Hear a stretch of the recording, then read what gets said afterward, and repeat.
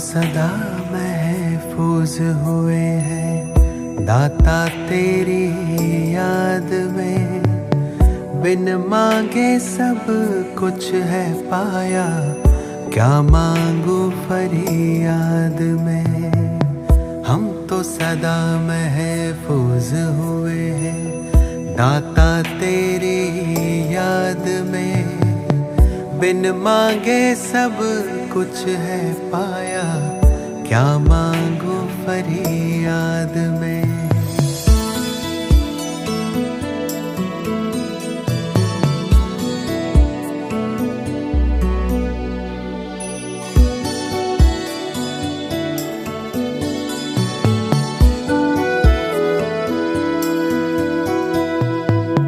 तू ही समझता दिल को हमारे, करता मेरी हिफाजत है।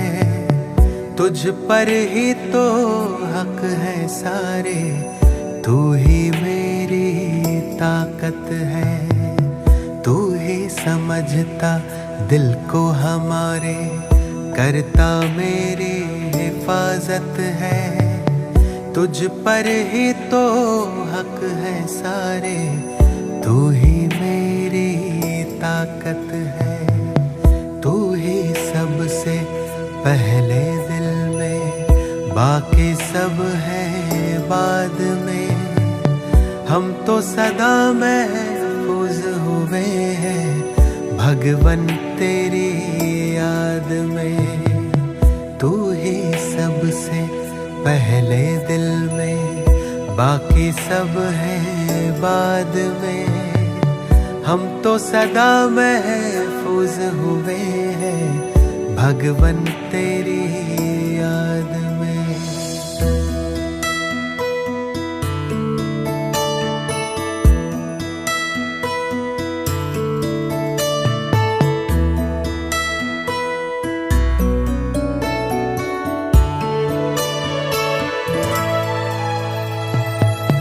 दिल जो गाता तू वो गजल है, तू ही भरता मुझ में बल है। तुझसे मुकम्मल मेरी सांसें, तू ही जीवन सबका तराशे। दिल जो गाता तू वो गजल है, तू ही भरता मुझ में बल है। तुझसे मुकम्मल मेरी सांसें, तू ही जीवन सबका तराशे। तुमने दी है हर एक खूबी मुझको आशीर्वाद में। हम तो सदा महफूज हुए हैं साहिब तेरी याद में। तुमने दी है हर एक खूबी मुझको आशीर्वाद में। हम तो सदा महफूज हुए हैं साहिब तेरी याद में।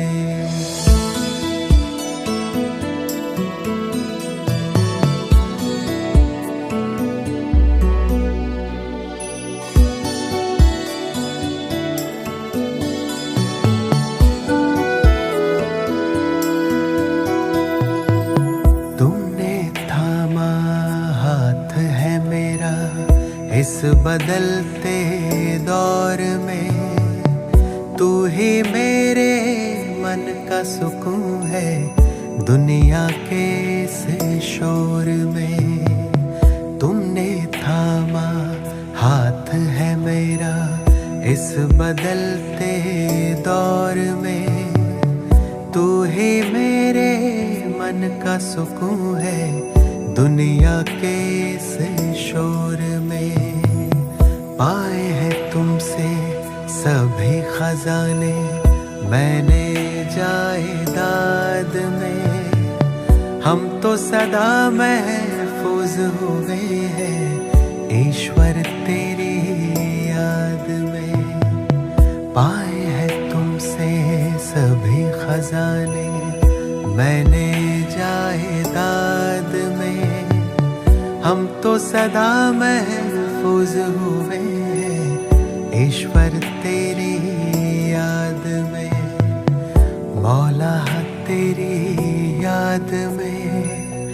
यार अब तेरी याद में, दाता तेरी याद में। ओम शांति।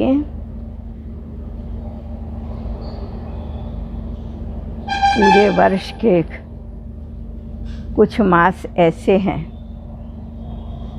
जो हमारी वर्तमान, अतीत और बिल्कुल समीप, एक बहुत दूर का, एक बिल्कुल समीप का और एक वर्तमान की, इतनी सारी स्मृतियाँ, खुशियाँ लेकर के आते हैं जो हमें कुछ करने के लिए प्रेरणा दे कर के जाते हैं और कुछ किए पर दृष्टिपात करने का इशारा दे कर के जाते हैं और आगे के लिए सोचने का भी इशारा दे कर के जाते हैं कि और इससे अच्छा कैसे होगा। तो ठीक इसी प्रकार से अक्टूबर मास शुरू हो चुका है।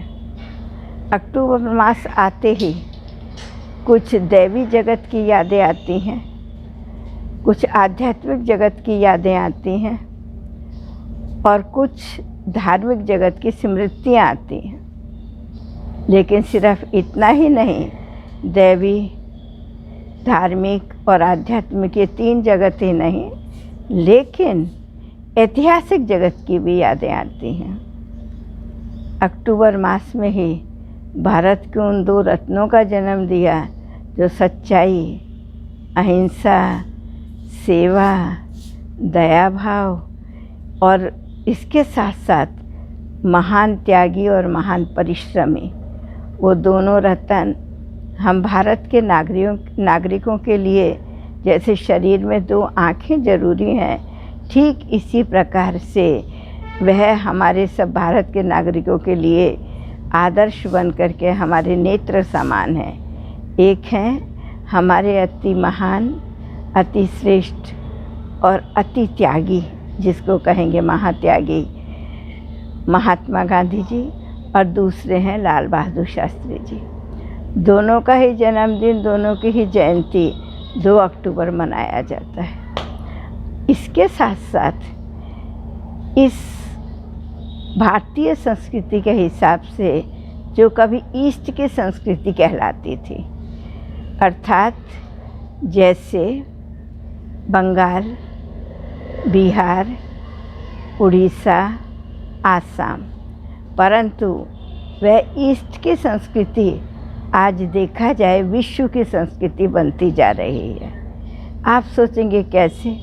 तो वो कैसे बनती जा रही कि जहाँ जहाँ ईस्ट के लोग अर्थात भारतवासी अन्य स्थानों पर नौकरी करने के लिए गए या किसी और कार्य से गए, किसी भी कार्य से गए, वहाँ जो उनके वर्ष भर के पर्व हैं, वर्ष भर की मान्यताएं हैं, पहले उन्होंने अपने घरों में मनाया और फिर घरों में करते करते उनका भी एक समाज तैयार हो गया, एक जैसे कुछ लोग उनके कुल के तैयार हो गए, उन सब ने मिल के मनाया। अभी तो पूरा शहर मिल के मनाता है। क्यों? अच्छाई सभी को पसंद है, भले चाहे बुराई के साथ खेलते हैं, चलते हैं, करते हैं, लेकिन अगर किसी से पूछो आपको क्या पसंद है तो यही कहेंगे अच्छाई पसंद है।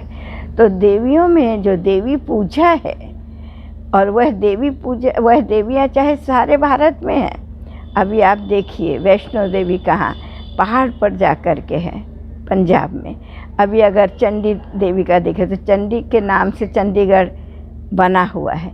इसी प्रकार देवियाँ भारत के सारे विश्व में व्यापी हुई हैं नहीं। और वैसे तो देवियों को कहा जाता है ये हिमालय की पुत्रियाँ हैं, शिव की शक्तियाँ हैं। मतलब इनकी महिमा में अलग अलग प्रकार की, अलग अलग प्रकार की कहावत है। और जब देवियों का नाम आता है तो सबका चेहरा खिल जाता है। क्यों? उनके जीवन के किए हुए कार्य, उनकी विशेषताएं, उनकी महानता, उनका त्याग, उनकी वह सीमा अर्थात उनके वह कार्य जो हिंदू, मुस्लिम, सिख, ईसाई सभी के लिए कल्याणकारी हैं, प्रेरणादायक हैं। तो आज अक्टूबर मास में हम आज की धारणा का क्लास इसी से ही शुरू करते हैं, देवी से अर्थात दिव्य गुणों से। तो कहा जाता है दिव्य गुण जीवन का श्रृंगार है। अभी हमें देखना है वो दिव्य गुण है क्या, ये हमें इस चीज़ को देखना है, दिव्य गुण कहाँ कैसे जाता है। तो मुझे आज एक बहुत सुंदर कविता ही कहूँगी, और क्या कहूँगी, कविता ही, साहित्य जगत की एक रचना। आपने भारत के कवियों में जयशंकर प्रसाद जी का नाम महाकवि बोला जाता है। कवि जयशंकर प्रसाद जी का नाम सुना होगा, पढ़ा होगा, और औरों को भी उसका सुनाया होगा। जब हम पढ़ते थे लौकिक में तो +2 में अर्थात हायर सेकेंडरी में वह पढ़ाया जाता था हिंदी में। लेकिन वो काल कोई सा भी होगा, क्या भी पढ़ाया जाता होगा, लेकिन आज तो सभी के मुख पर जब वो उनकी वो 2 लाइन याद आती हैं तो चेहरा हर्षित हो जाता है। कोई ने अगर वो समय देखा है, कोई ने देखा है तो उसको याद करते हैं, कोई ने पढ़ा है तो उसको याद करते हैं, कोई ने पढ़ाया है तो उसको याद करते हैं, लेकिन उसको जीवन में कैसे लाए वो कोई नहीं बता सकता, वो कोई नहीं बना सकता। तो आज मैं आपको इस जीवन का श्रृंगार दिव्य गुण ही है, उसके ऊपर थोड़ा सा ये 2 लाइन सुनाती हूँ। नारी तुम केवल श्रद्धा हो, विश्वास रजत जल नभ थल में। नारी तुम केवल श्रद्धा हो, विश्वास रजत जल नभ थल में। पीयूष स्रोत सी बहा करो, जीवन के समतल आंगन में। अब आप देखिए, ये किसी शारीरिक आकृति जिसकी नारी की है, क्या ये महिमा उसकी हो सकती है? ये महिमा उसकी नहीं हो सकती है। अब ये महिमा किसकी है? तो इसके लिए हमारे को नारी शब्द के अर्थ को समझना पड़ेगा। नारी शब्द लिंग भेद का प्रतीक नहीं कि नर और नारी। नारी शब्द वास्तव में एक आध्यात्मिक शब्द है, एक अलंकारिक शब्द है, एक भावना प्रधान शब्द है। नारी शब्द का अर्थ होता है नारी, अर्थात जिसका कोई भी अरि ना हो। अरि माना शत्रु, रिपु। अब ऐसी नारी आपको इस जगत में कहाँ से मिलेगी? लेकिन हाँ, ये बिल्कुल ठीक है, अर्थात वह आत्मा, चाहे वो नारी की हो या नर की हो, ऐसी आत्मा इस धरा पर विचरित करती थी प्रैक्टिकल में। वो उनका व्यवहारिक, पारिवारिक और सामाजिक जीवन था, जब उनका जीवन में कोई भी, ना वो किसी की शत्रु थी ना उनका कोई शत्रु था। आपको सुनने के बाद ये आश्चर्य लग रहा होगा, किसी को असंभव भी लग रहा होगा कि बहन जी शायद किसी काल्पनिक जगत की बात कर रही हैं या भावना प्रधान भाव से बोल रही हैं। नहीं, जो कह रही हूँ ये काल्पनिक जगत की बात नहीं है, ये व्यावहारिक जगत की बात है। ये कोई कल्पना नहीं है, कोई भावना नहीं है, ये अटल सत्य है, अटूट सत्य है। ये कैसे मैं बताती हूँ। इस धरा के ऊपर में इस सत्य को सिद्ध करने के लिए हमें तो पहले गुण और दिव्य गुण 2 शब्द होते हैं। गुण को भी हम यूज़ करते हैं, दिव्य गुण को भी यूज़ करते हैं। हमें उसकी परिभाषा को पहले समझना पड़ेगा। गुण जो वर्तमान में आज तक है, आज ये महिमा है और औरों के लिए प्रेरणा दे के चला जाता है, लेकिन कितनों का जीवन बदलता है वो तो हम सब जानते हैं। जैसे आज मैं गुण का एक एग्जाम्पल आपको देती हूँ। मदर टेरेसा भारत में होके गई है, लेकिन वो विश्व की थी। क्यों? उसके अंदर जो एक सबसे बड़ा दिव्य गुण दया का अति परसेंटेज पर था, माना जिसको कहते हैं एक्सट्रीम। तो जो गुण हमारे जीवन में एक्सट्रीम हो जाता है वही सभी के निगाहों में आता है। और वह एक्सट्रीम कब होता है? जब किसी एक जाति के बंधन में नहीं होता, एक समय के बंधन में नहीं होता, एक स्थान के बंधन में नहीं होता। तो उनका जो दिव्य गुण था वो सभी के लिए था। उन्होंने कभी देखा नहीं ये बच्चा किसका है, हिंदू का है कि मुस्लिम का है कि क्रिश्चियन का है कि पारसी का है कि बौद्धि का है कि किसका है, उसने कभी नहीं देखा। जो इस प्रकार के अनाथ बच्चे देखे, चाहे वो कैसे भी हों क्या भी हों, उनको दया भाव से गले में, एक कुमारी मदर बन गई दया भाव के कारण से। उन्होंने बड़े प्यार से अपने आंचल में छिपा दिया और उसको अपने ही तन मन धन से तैयार किया, सुंदर बनाया और समाज में सेवा के योग्य या समाज में एक श्रेष्ठ नारी या श्रेष्ठ नर करके समाज में छोड़ दिया। तो उसका रिजल्ट क्या हुआ? उनके जीते जी उन्हें नोबेल पुरस्कार मिला और उनके मरने के बाद उनको सेंट बोलते हैं कि वह उपाधि उनको दी गई, जो विदेश में भी दी गई और हमारे इंडिया में भी उसका 8 दिन तक पर्व मनाया गया कलकत्ता में। वो कब तक? उस तक था, कुछ समय तक था।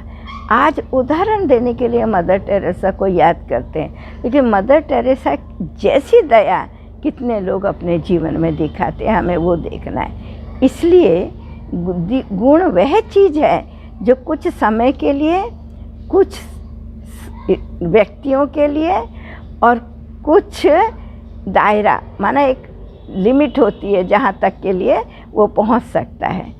लेकिन दिव्य गुण वह चीज़ है जिसको ना सीमा का बंधन है, ना स्थान का बंधन है, ना समय का बंधन है, ना जाति का बंधन है, ना आयु का बंधन है, जिसको कोई बंधन नहीं है। दिव्य गुण जो कल था, आज है और कल भी रहेगा।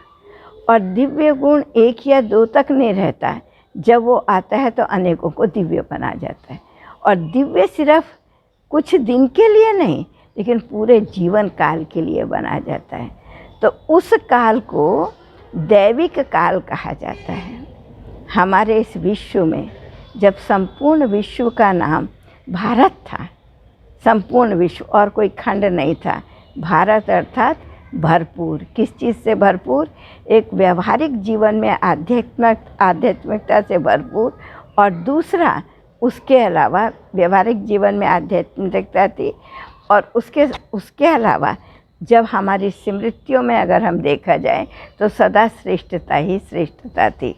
तो एक वह काल जिसमें जीवन ही देवी वेश न डाला हो, देवी का अलंकार न पहना हो, लेकिन जीवन ही दिव्य हो। दैवी जीवन जिसको कहते हैं, जिसमें मन वचन कर्म से पवित्र थे, जिसमें नैन अर्थात हमारी हर कर्म इंद्रियाँ शीतल थी, अर्थात सब कुछ हमारे जीवन में श्रेष्ठता थी। भौतिकता की अति थी, आध्यात्मिकता भी उससे ज़्यादा थी।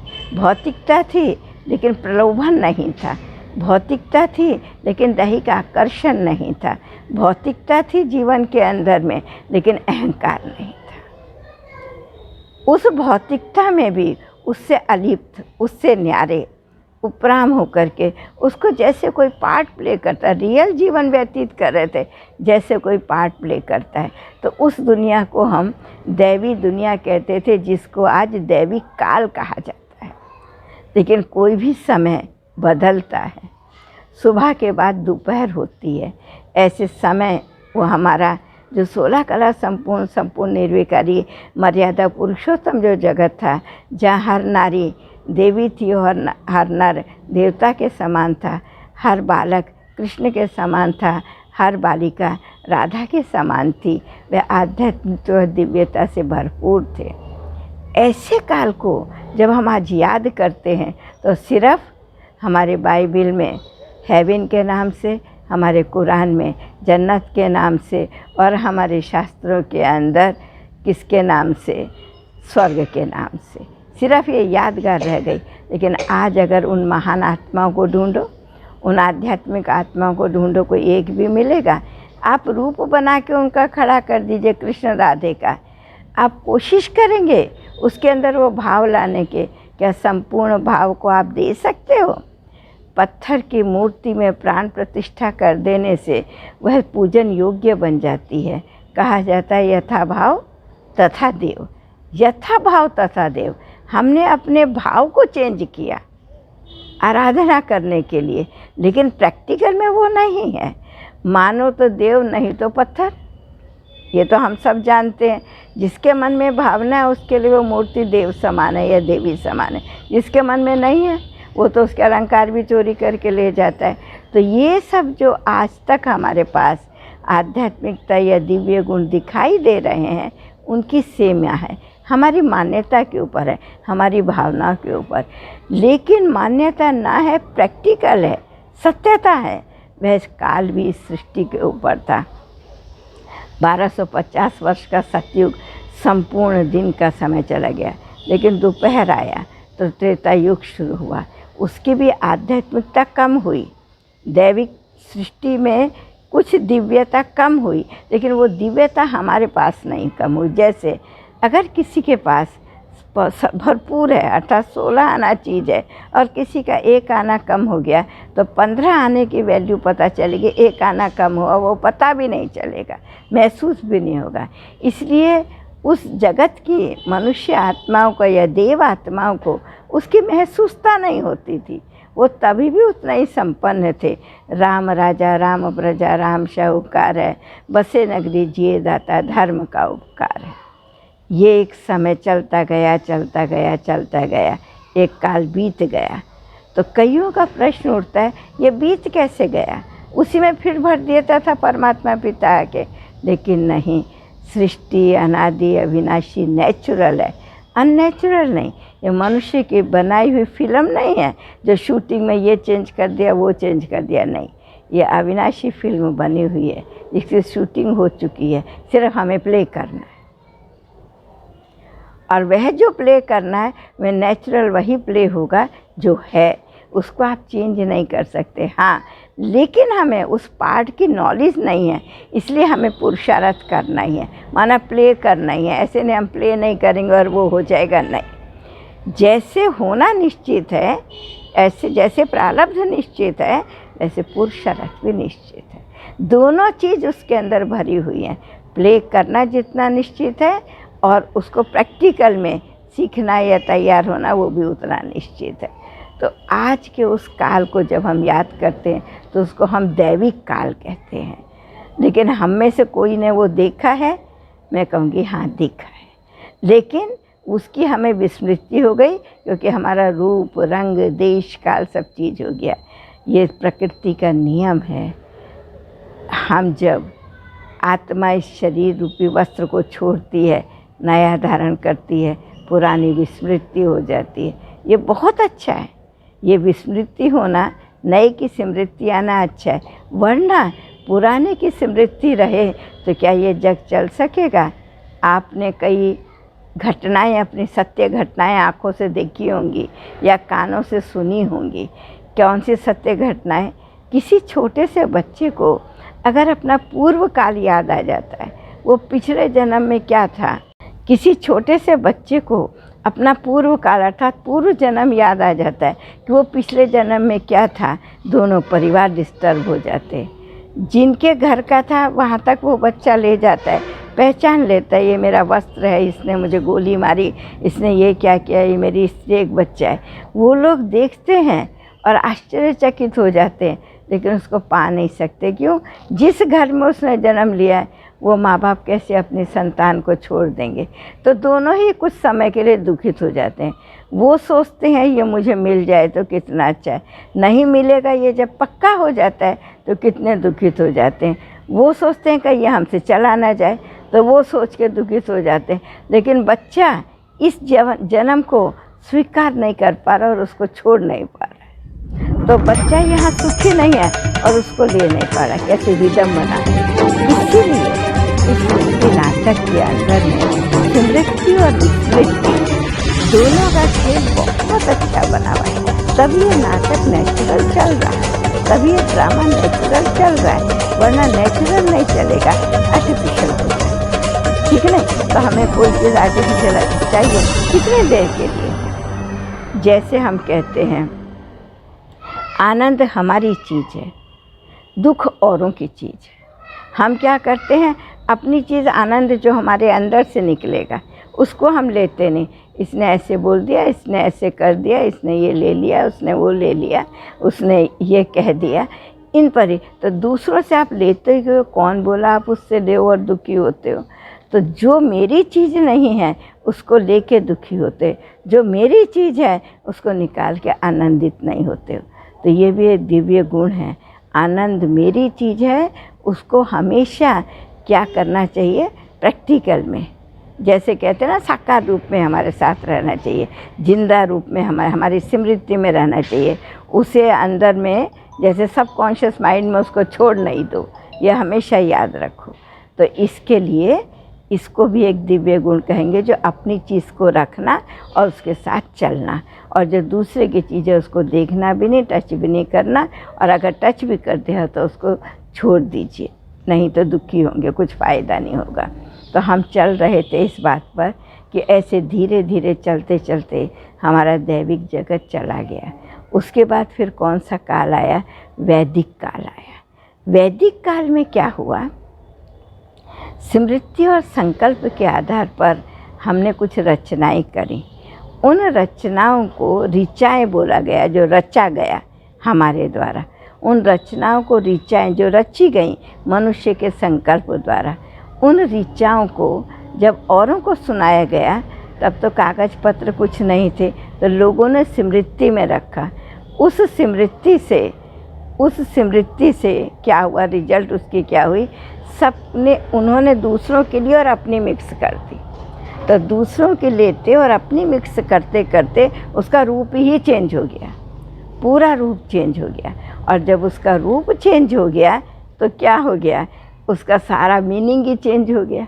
और सारा मीनिंग चेंज होने से वो जो काल था वैदिक काल, उस वैदिक काल में फिर कुछ ऐसी विदुषियों का जन्म हुआ। विदुषी नारी हुए, कुछ मनीषी हुए, अर्थात हमारे श्रेष्ठ संत हुए जिनको बोलेंगे। तो उन विदुषियों में आज भी नाम लिया जाता है।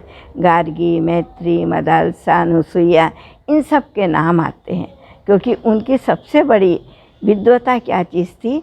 वो संसार, नारी जगत, परिवार के अंदर रहते हुए पवित्र थी। समझ में? दूसरा उनके अंदर किसे थी कि दृढ़ता बहुत बड़ी चीज़ थी, एकाग्रता बहुत बड़ी चीज़ थी। दृढ़ता मैं क्यों कह रही हूँ? जो सोच लेवे वो कर देंगे। क्यों? उनके अंदर पवित्रता की शक्ति थी। इसके कारण उस जगत को हम लोग क्या कहते हैं? वैदिक काल कहते हैं।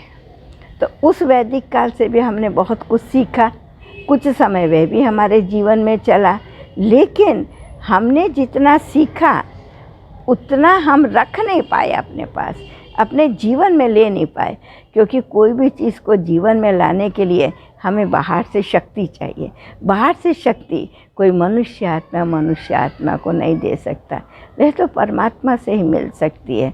तो परमात्मा तो इस जगत में एक बार ही आता है और आकर के सृष्टि को सब कुछ दे करके, भरपूर करके, और सृष्टि को स्वर्ग बना देता है। तो अभी हम चल रहे हैं। उसके बाद फिर कौन सा काल आया जिसमें भी गुणों ने साथ दिया? गुणों से वो आया हमारा ऐतिहासिक काल। अब ऐतिहासिक काल को याद करो तो माता जीजाबाई, झांसी की रानी लक्ष्मीबाई, अभी अगर हम उन चीज़ों को याद करें तो उनके अंदर भी गुण था। कौन सा? देशभक्ति का। उनके अंदर गुण था अपनी आन पर मर मिटने का, अपनी शान को जाने नहीं देने का। चाहे वो देशभक्ति का था, कोई चिंता नहीं, लेकिन था तो गुण ना उनके अंदर में। उन्होंने अपने जीवन को नहीं देखा, अपने स्वार्थ को नहीं देखा, अपने संतान को नहीं देखा। देखा ना, रानी लक्ष्मीबाई ने अपने कमर में दत्तक पुत्र को बांध करके युद्ध किया था। देखा नहीं? तो वो क्या थी? वो उसकी आन थी, वो उसकी शान थी और योद्धा की पहचान थी। तो उन लोगों ने अपने दिव्य गुण के अंदर अपने प्रकार से अपनी आन, शान और योद्धा की पहचान को बना करके रखा। तब ना शिवाजी जैसे रतन दे सके समाज को। अभी माता जीजाबाई ने किसको जन्म दिया? शिवाजी को जन्म दिया ना। तो इस प्रकार से अगर हम देखा जाए तो धीरे धीरे फिर हमारे जगत में अहिल्याबाई हुई, उसके बाद सरोजिनी नायडू हुई, अलग अलग आगे होते चले गए, बढ़ते चले गए। तो ये हुआ हमारा ऐतिहासिक काल। अब फिर क्या हुआ? धीरे धीरे भक्ति का वृद्धि होना शुरू हो गया और वह भक्ति सारे में व्याप्त होने लगे। अर्थात चारों तरफ चारों प्रकार के लोग आने जाने लगे अपनी मान्यताओं को करके। वो धीरे धीरे सबकी मान्यताएं होने लगी। जैसे अभी इस अक्टूबर मास में हम सब मिलके क्या करेंगे? देवी पूजा करेंगे ना, मनाएंगे ना खुशी। अभी चाहे या आरती गा के या स्तुति करके कहें, कुछ नहीं, उस दिन के लिए तो कम से कम एक स्तुति हम सब कर देंगे ना। कौन सी स्तुति करेंगे? आप क्या याद कर सकते हो? या देवी सर्वभूतेषु, नहीं, उसके बाद जो भी जिस देवी की भी आप महिमा करेंगे, जिस देवी की आप महिमा करेंगे, फिर उसके बाद उसको नमस्तस्यै नमस्तस्यै नमस्तस्यै नमस्तस्यै, बस उसको नमस्कार छोड़ देंगे। लेकिन ये तो सोचो, क्या मैं दुर्गा बन सकती हूँ? नहीं, जैसे कहते हैं शक्ति रूपा नमस्तेसु, तो हम शक्ति रूपा बन सकते हैं? ये कभी नहीं सोचते। देवी शक्ति रूपा है, उसको हमें पूजा के दिनों में नमस्कार कर देना है या उसकी पूजा कर देनी है। तो अब हमें देखना है, क्या देखना होगा हमारे को, कि अब ये जो हमारा युग आया, जिसको हम धार्मिक युग कहते हैं, अब पुनः फिर से वही हमारा दैविक काल आए, फिर वैदिक काल आए, फिर ऐतिहासिक काल आए, फिर धार्मिक युग आए, धार्मिक काल आए। देवी की स्तुति करते हैं महिमा के रूप में, या देवी सर्वभूतेषु शक्ति स्वरूपा नमस्तस्यै नमस्तस्यै नमस्तस्यै नमस्तस्यै, नमो नमः करके छोड़ देते हैं। कभी सोचा है हम ऐसे नमन योग्य बन सकते हैं कि हम शक्ति स्वरूपा बन सकते हैं? तो इस समय सारी मनुष्य सृष्टि की आत्माएं इतनी कमज़ोर हो गई हैं, इतनी कमज़ोर हो गई हैं कि जो वो बनने के संकल्प भी नहीं, सोच भी नहीं सकते। बनना तो छोड़ो, दूर की बात है, लेकिन हम बन सकते हैं, ये हो ही नहीं सकता। परंतु आज एक खुशखबरी सुनाने के लिए जा रही हूँ। ये जो हमारा जीवन का श्रृंगार दिव्य गुण है, आज उनको फिर से अपने जीवन को श्रृंगार करने का समय आ चुका है। किसी एक जाति के लिए नहीं, किसी एक धर्म के लिए नहीं, किसी एक आयु के लिए नहीं, भाषा के लिए नहीं, वर्ग के लिए नहीं, विश्व की हर आत्मा, जो रंग की हो, रूप की हो, देश की हो, काल की हो, भाषा की हो, जाति की हो, हर आत्मा के लिए वह समय आया है जो पुनः शक्ति स्वरूपा दिव्य गुणधारी बन सकते हैं। आप कहेंगे ऐसे कैसे? हाँ, हर चीज़ संभव है। अगर गुणों को सारा विश्व नमन करता है, चाहे किसी भी रूप में नमन कर, तो कभी तो इस सृष्टि पर सारी मनुष्य आत्मा गुण संपन्न होंगे, तभी तो सारा विश्व नमन करता है।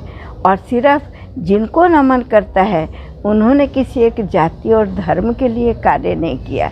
आज समझो देवी के आगे चला जाए, कोई भी चला जाए, वो तो सबको आशीर्वाद देगी, किसी को देगी किसी को नहीं, ऐसा तो नहीं है। वह कैसा आश्चर्य है, वह कैसा हमारे सोच से परे की चीज़ है या समय है, क्या आप जान सकते हैं? हाँ, आप ये स्वप्न नहीं सोच रहे, स्वप्न में नहीं सोच रहे हैं, लेकिन आप ये साकार में ही सोच रहे हैं। और ये प्रैक्टिकल है। आज बड़ी खुशी की बात है, बड़े हर्ष की बात है, सत्य है और अटल सत्य है और सबके लिए है। आज वही फिर समय आ गया है जो सभी का एक है। हम सब अनेक हैं और अनेकों के हो गए हैं, लेकिन एक अभी भी एक है जो हम सब अनेकों का है, और वह आकर के हम सब अनेकों को एक करता है। किस रूप में एक करता है? नहीं, हम सब गोरे बन जाएं ये नहीं हो सकता, हम सब हिंदू बन जाएं ये नहीं हो सकता, ऐसा कुछ नहीं। वो रूप में एक नहीं करता, वो जाति धर्म में एक नहीं करता, वो स्थान देश में एक नहीं करता, वो किस में एक करता है? वो एक करता है हमारे सद्गुणों में, गुणों में। आप देख लीजिए, कोई भी हो, कैसा भी हो, दिव्य गुण सबके लिए एक जैसा ही है। हम नाम रूप जाति पाति से अलग अलग धर्म भाषा के हो सकते हैं। आप देखिए, सूरज और चाँद किसी के लिए अलग चमकते हैं? नहीं चमकते, सबको एक जैसी रोशनी देते हैं। बारिश किसी के लिए अलग होती है, जहाँ होगी सबके लिए होगी, उससे सब लाभ लेते हैं। पवन जब चलती है सबके लिए चलती है, किसी को देगी किसी को नहीं देगी, ऐसा तो नहीं है ना। तो इसी प्रकार से ये वह शक्ति है और वह सबके लिए एक है, अविनाशी है, सदा अविनाशी है, जिसको कहते हैं सच्चित आनंद स्वरूप, सच्चिदानंद जिसको बोला जाता है। वह है हम सर्व मनुष्य आत्माओं का निराकार परमपिता परमात्मा शिव। जो 1936 से इस धरा पर साकार मनुष्य तन का आधार लेकर के इस सृष्टि पर सभी के अंदर आध्यात्मिकता द्वारा, शिक्षा द्वारा, राजयोग द्वारा, अर्थात उन संकल्पों के द्वारा जिसका संबंध इस भौतिक जगत के साथ तत्वों से, व्यक्ति से, जाति से, धर्म से, भाषा से सबसे ऊपर उठ जाता है, सबसे परे चले जाते हैं। वो सबसे ऊपर चीज़ है सूरज, चाँद, सितारों को भी पार, इन 5 तत्वों के पार वह निराकार परमपिता परमात्मा शिव जो सब मनुष्य आत्माओं का पिता है। उसके लिए कोई धर्म नहीं, कोई जाति नहीं, कोई वर्ग नहीं, कोई लिंग नहीं, कोई भाषा नहीं, कोई आयु नहीं, कोई स्थान नहीं, लेकिन उसके लिए एक ही चीज़ है, अविनाशी आत्मा के अंदर जो श्रेष्ठ भाव है, श्रद्धा है, एकाग्रता है, दृढ़ता है, मान्यता है, वो हमारे विकास करता है और हमारे का उसको विकास करके हमको हमारा ही दर्शन कराता है। आज तक सभी ने हमें सब जगह का दर्शन कराया, मुझे वर्णन करने की ज़रूरत नहीं है क्योंकि आप सब उस दर्शन जगत में घूम रहे हो।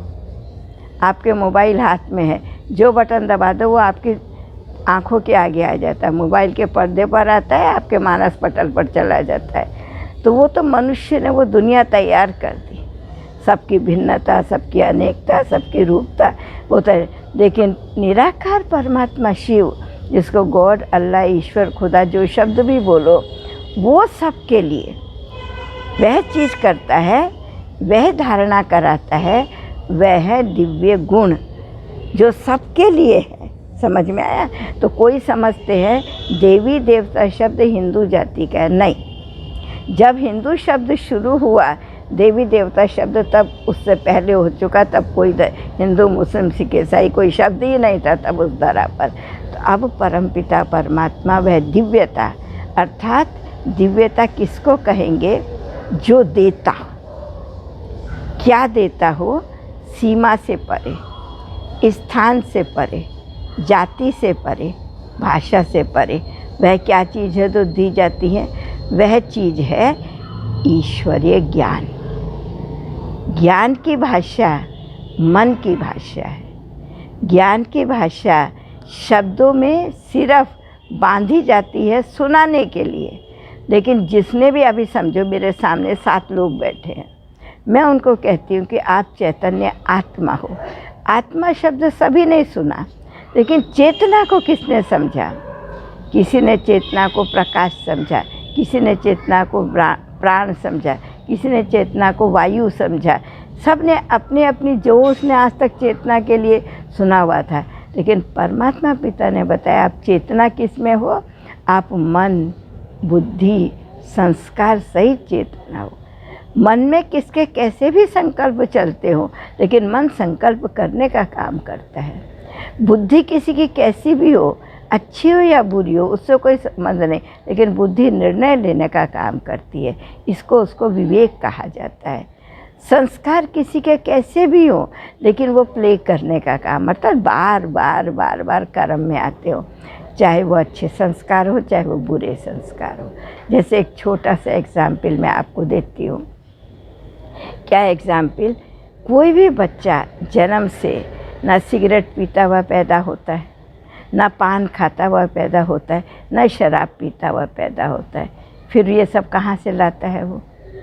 वो इस समाज को देख देख के सीखता है। माना वो क्या लेता है? बाहर से भाव को लेता है, फिर अपने भाव में लाके उसको रूप देता है, और जब वह उसका रूप बन जाता है और वह पहले रूप दे देता है, उसको पीना शुरू कर देता है, खाना शुरू कर देता है, सब कुछ करना शुरू कर देता है। लेकिन जब वो उसके वश हो जाता है और उसके परे की चीज़ हो जाती है, वो चीज़ ले लिया लेकिन छोड़ नहीं सकता। अब ये शक्ति उसके पास कैसे आवे? आप विचार करो। आनी तो चाहिए, छोड़ना तो पड़ेगा। तो कोई कहता है नहीं, आ तो गया मुझे देखने से, लेकिन जाएगा तो मेरी मृत्यु के साथ में जाएगा। नहीं, संसार की कोई भी चीज़ असंभव नहीं है। क्यों? हमेशा कहा जाता है प्रभु की सृष्टि का श्रृंगार मानव है, और मानव का श्रृंगार उसके दिव्य गुण हैं। तो जब मानव का श्रृंगार दिव्य गुण है तो जरूर दिव्य गुण वह शक्ति है जो हमारे सारे अवगुणों को मिटा देती है। मिटाने की भी मेहनत नहीं करनी पड़ती, आप खाली धारण कर दो। जैसे हम एक कमरे में बैठे हैं, अंधकार हो गया, अब क्या करें? अंधेरा खिड़की में से निकालो कि दरवाजे में से निकालो कि सीढ़ी में से निकालो, कहाँ से निकालो? कुछ नहीं, एक स्विच ऑन कर दो, बल्ब लगा हुआ है, प्रकाश हो जाएगा। ठीक इसी प्रकार से आपको अपने अवगुणों को निकालने के लिए मेहनत करने की ज़रूरत नहीं, आपको एक बल्ब को जला लेने की ज़रूरत है। और वो बल्ब का स्विच आपके हाथ में है नहीं, लेकिन आपको दिया जाता है। तो वह ये प्रजापिता ब्रह्मा कुमारी ईश्वर विश्वविद्यालय आज पिछले 84 वर्षों से यही कार्य कर रहा है। क्या कार्य कर रहा है? ईश्वरीय ज्ञान, जिसमें कोई जाति पाति भाता सबके लिए गेट खुला हुआ है। इस गेट में कोई भी आयु का, कोई भी धर्म का, कोई भी भाषा का आ सकता है। आज नहीं तो विश्व में ये संस्था कैसे पैदा हुई? ये विश्व में इसी प्रकार से चल रही है। तो आज हर कोई इसके अंदर आकर के आध्यात्मिक ज्ञान द्वारा, ना उसको हम दैविक कहेंगे, धार्मिक कहेंगे, ना उसको हम दैहिक कहेंगे, ना उसको हम किसी सीमा में बंधा हुआ कहेंगे। आध्यात्म आत्मा से शब्द बना है और आध्यात्म वह चीज़ है जो किसी के बंधन में नहीं बंधता, ना सीमा में, ना स्थान में, ना देश में, ना जाति में, ना भाषा में। क्यों? परमात्मा पिता निराकार होकर के जिस देह का आधार लेता है उस वह देह के बंधन से परे होता है, क्योंकि बंधन में वही बंधता है जो गर्भ में आता है। तो वो एक स्थान के बंधन में होता है, फिर एक समय के बंधन में होता है, 9 मास का समय होता है। तो वो समय, स्थान, व्यक्ति, भाषा, खाद्य, जो खाते हैं, जो सोचते हैं, उसका प्रभाव पड़ता है। लेकिन आध्यात्मिकता किसी के गर्भ से नहीं आती, किसी व्यक्ति द्वारा नहीं आती, डायरेक्ट परमात्मा द्वारा अर्थात डायरेक्ट ईश्वरीय ज्ञान द्वारा मिलती है, जो आज मिल रही है, जिससे आज लाखों परिवार अपने जीवन को आध्यात्मिक बना करके सर्व विश्व को समदृष्टि से देखते हुए समव्यवहार कर रहे हैं। तो जो आज चीज़ चल रही है, कल तो वो फिर क्या होगा? जरूर इस सृष्टि जगत पर प्ले होगा ना।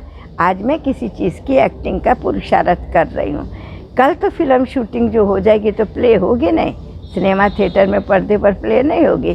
ठीक इसी प्रकार से इस सृष्टि जगत के पर्दे पर खुशी की बात है, सत्य है, सिर्फ कल्पना नहीं कि स्वप्न नहीं दिखा रही मैं आपको, मैं बिल्कुल सत्य बात आपको बता रही हूँ कि आप ये सुनिए, ध्यान में रखिए, या ये डेट भी नोट कीजिए, लेकिन इस समय को जाने नहीं देंगे, वरना फिर ये डेट दोबारा नहीं आएगी, समय चला जाएगा, फिर कहेंगे अरे सुना हमने, माना ही नहीं। तो आज मैं एक संदेश देती हूँ, निराकार परमपिता परमात्मा शिव प्रतिदिन सर्व मनुष्य आत्माओं को आवाहन कर रहा है और अपना परिचय माना हमारा परिचय, तुम कौन हो? तुम देह नहीं, अविनाशी आत्मा हो, इसको चला रहे हो। तुम किसकी संतान हो? तुम आत्मा मुझ परमात्मा की संतान हो। तो जैसे पिता पुत्र को चलाता है, ऐसे अब मैं तुमको चलाने के लिए आया हूँ। क्या चलाऊँगा? तुम्हारे अंदर दिव्य गुणों की धारणा कराने के लिए हूँ। कैसे कराता हूँ? संकल्प द्वारा। सबसे पहला दिव्य गुण हमारी दृष्टि से आता है। कैसे आता है हमारी दृष्टि से दिव्य गुण? जब हम किसी सामने वाले को देखते हैं तो भ्रुकुटी में आत्मा को देखते हैं। अगर हम आत्मा को नहीं देखेंगे, स्वयं को आत्मा समझ के सामने वाले को आत्मा नहीं देखेंगे, तो रिजल्ट क्या होगी? हमको देह दिखाई देगा। देह दिखाई देने से रूप, रंग, प्रेम, काम, जाति पाति, छोटा बड़ा, नारी नर सब सामने आएगा। कौन सा आप दिव्य गुण धारण कर लोगे? कोई सब नहीं कर सकते। इसलिए पहला पाठ पक्का करो, मैं शरीर नहीं, ये भी नहीं बोलो, जो नहीं है वही बुद्धि में आएगा। मैं आत्मा हूँ, इस शरीर को चलाने वाली, सामने वाली भी शरीर में आत्मा विद्यमान है। हम दोनों एक पिता की संतान हैं। इसलिए शरीर में देखो तो भाई बहन देखो, जो पवित्र भावना पैदा होवे। आत्मा में देखो तो भाई भाई देखो, जो भावात्मक एकता पैदा होती है हमारे जीवन के अंदर। तो उस भावात्मक एकता या भाई बहन की दृष्टि हमारे अंदर विकारों को अर्थात वासनाओं को समाप्त करती है। और क्या पैदा करती है हमारे अंदर में? श्रेष्ठता को, पवित्रता को, महानता को, दिव्यता को, अर्थात जो बहुत काल तक हमारे साथ चलता है। इस जन्म की शिक्षा डिग्री के साथ शरीर को डिग्री मिली, पढ़ा आत्मा ने शरीर द्वारा, वो शरीर गया तो डिग्री भी गई। लेकिन ये हम आत्मा इस शरीर द्वारा आत्मा समझ के ही पढ़ते हैं।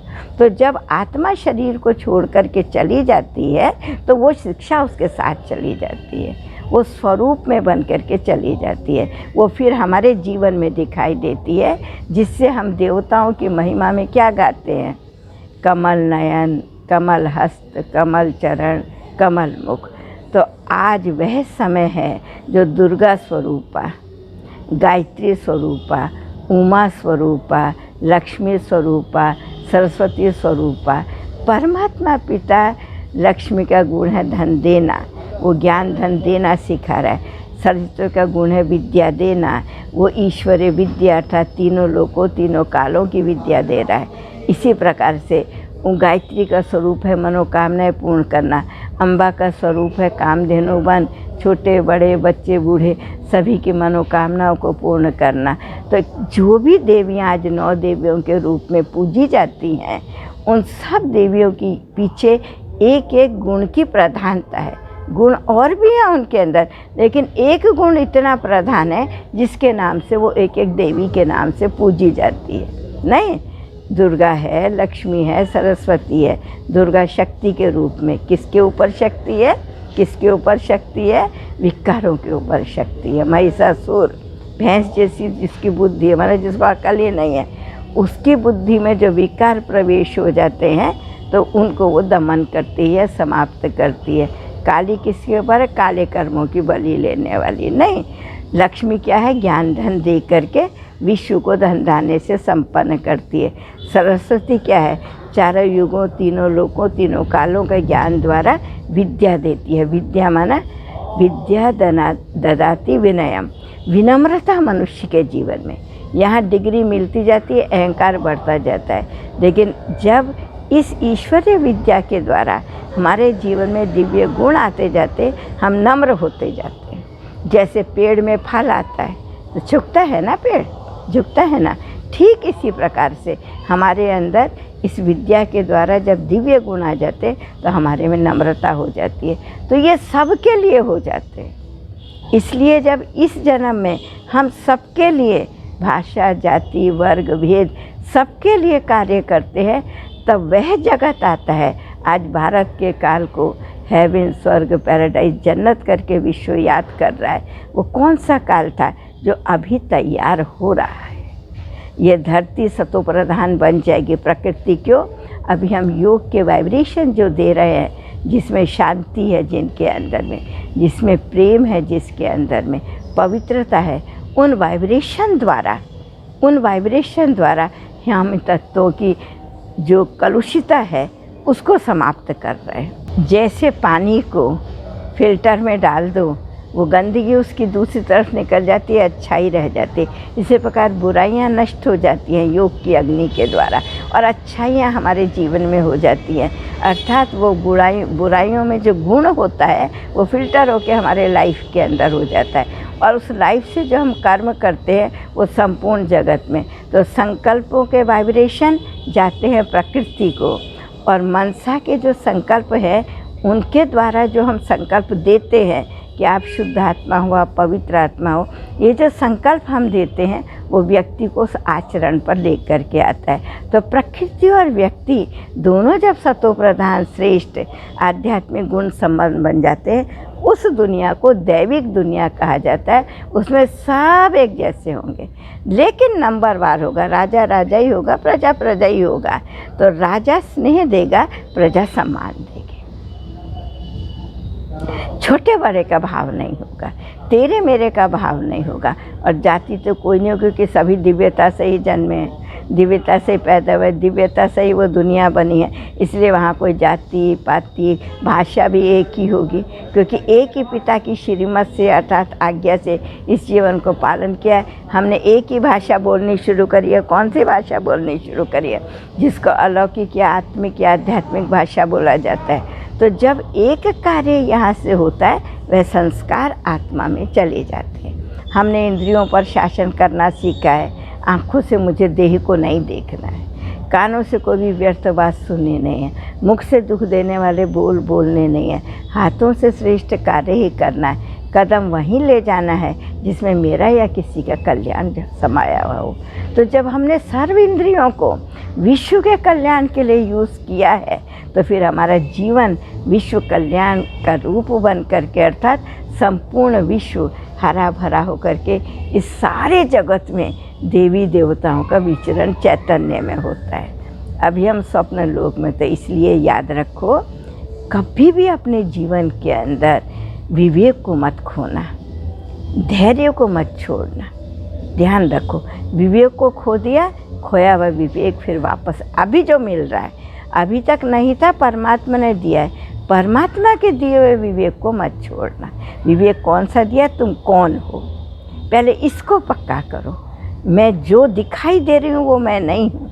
अगर वो मैं होती तो आज 60 या 70 साल की क्यों होती थी, पता नहीं कितने सालों की होती थी, युग जितने सालों का है। नहीं, जो मैं दिखाई दे रही हूँ वो मैं नहीं। जो इसको चला रहा है, चेतना दे रहा है, मैं वो, उस चीज़ को हमें सदैव, इस विवेक को कभी नष्ट नहीं होने देना। धैर्य, कहाँ तक चलेंगे, कहाँ तक करेंगे, कहाँ तक नम्र बनेंगे, इस धैर्य को कभी नहीं छोड़ना। आप सतत प्रयास करते जाओ, करते जाओ, अथक परिश्रमी बन जाओ। कुछ नहीं, परिश्रम का फल मीठा ही होता है। देखो, एक छोटी सी स्टोरी सुना करके मैं आज इसको विराम देती हूँ। बाबा की बातों को आज आपको सुनाती हूँ। एक शहर के अंदर, एक गांव के अंदर बहुत पहुंचा हुआ साधु था। उसका नाम नित्यानंद था, अर्थात वो सदा आनंद में ही रहता था। उसके कुछ शिष्य थे, तो उसको संकल्प आया कि इन शिष्यों को अभी तो पूरा हो गया इनका पढ़ाई, इनको तो छोड़ना पड़ेगा, तो इनका तो पेपर लेना पड़ेगा कि इन्होंने कहाँ तक पढ़ा है, कहाँ तक नहीं पढ़ा है। तो उन्होंने बाँस का, जो बाँस होता है ना, नरम बाँस, बाँस को क्या बोलते हैं हिंदी में, तो बाँस ही बोलते हैं उसको। उस नरम बाँस की बाल्टी बनाई और बाल्टी बना के अपने सारे शिष्यों को एक एक बाल्टी हाथ में दे दी और बोला, जाओ वो सामने में जो नदी है ना, उससे पानी लेके चले आओ। सब ने बोला, अरे ये क्या हो गया, इसमें से तो पानी निकल जाएगा, पानी कैसे आएगा, मकान कैसे बनेगा।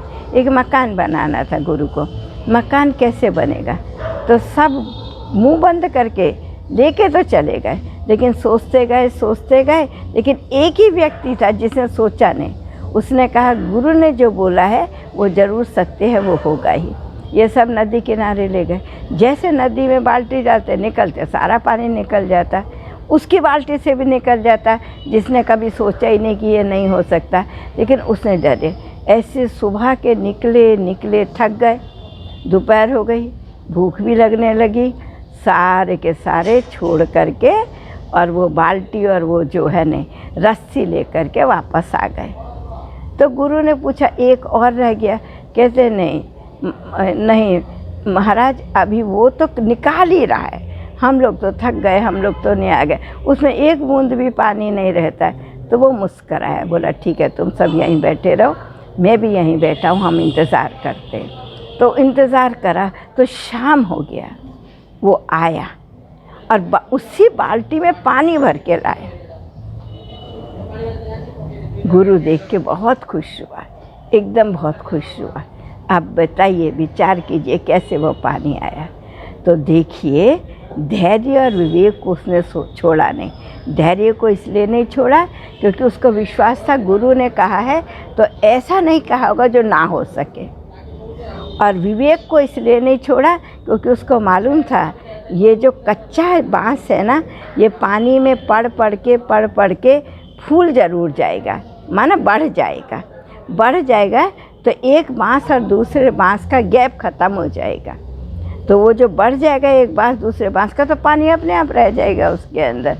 तो सचमुच वही हुआ, माना उसने अपने विवेक को यूज़ किया तो वो वैसे हुआ, वो पानी लेके गुरु के पास चला गया। तो कहने का मतलब है, कभी भी परमात्मा की बात पर अविश्वास मत करो और कभी भी अपनी शक्ति को कम नहीं करो, धैर्य को समाप्त नहीं करो, विवेक को ख़त्म नहीं करो। मत सोचो इतने सारी दुनिया में एक मैं ही आध्यात्मिक बन जाऊंगा, एक मैं ही राजयोगी बन जाऊंगा, एक मैं ही पवित्र बन जाऊंगा। दुनिया नहीं बदल सकती। आकाश में एक सूरज है, कभी सोचता है एक मैं जगमगाऊंगा तो सृष्टि जगमगा जाएगी। एक चाँद है, कभी सोचता है कि अमावस्या की रात में मैं नहीं होऊंगा तो मनुष्य कैसे चलेंगे, बोले नहीं। उसके पास और प्रकाश है, फिर वो अमावस्या से पूर्णिमा की ओर वो ही जाता है, दूसरा चाँद जाता है नहीं जाता है। तो एक जो है वही सबसे शक्तिशाली है। परमात्मा एक है, सूरज एक है, चाँद एक है, आप भी एक हो। कैसे हो? आप एक हो और एक के हो, इसलिए एक हो, एक के हो, नेक बन के चलो। अर्थात जो है वह सिखा रहा है उसको धैर्य से अपने जीवन में लो और उसको अपने विवेक में उतार दो। उसकी शिक्षा को अपना विवेक बना लो। आपके अंदर दिव्य गुणों की खान जमा हो जाएगी। आप आध्यात्मिक जगत के चमकते हुए सितारे बन जाएंगे। आप ही उस दुनिया को लाने के निमित्त बन जाएंगे। अब जब है दिन दूर नहीं, ये दुख और शांति की दुनिया जाएगी, वह सुख शांति की दुनिया आएगी। आप महापरिवर्तन के समय पर खड़े हुए हो। समय आपको साथ दे रहा है, परमात्मा आपको साथ दे रहा है, हिम्मत दे रहा है। रुको, सोचो, विवेक को धारण करो और चलो उंगली पकड़ के एक की, अर्थात श्रीमत पर अपने जीवन को चलाओ। तो अब नहीं तो कभी नहीं अभिनय करोगे, और आज करोगे तो कल भी आप ही देवी देवता बन करके इस जगत पर राज्य करेंगे। ओम शांति।